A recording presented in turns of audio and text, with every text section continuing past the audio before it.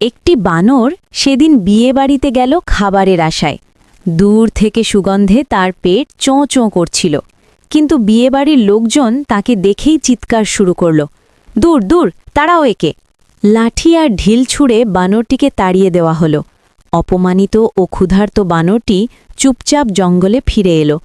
পথে বসে সে ভাবতে লাগল, আমি কি শুধু খাবারের জন্য অন্যের দয়ার ওপরই থাকব?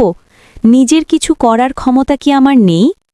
পরদিন সে লক্ষ্য করল জঙ্গলের গাছে প্রচুর ফল পেকে নষ্ট হয়ে যাচ্ছে। বানরটি বুদ্ধি করে সেগুলো সংগ্রহ করল, পরিষ্কার করল এবং রাস্তার পাশে সাজিয়ে রাখল।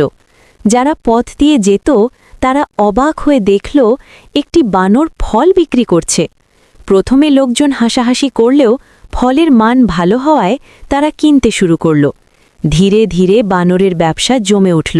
সে শুধু ফলই নয়, পরে ফলের শরবত আর শুকনো ফলও বিক্রি শুরু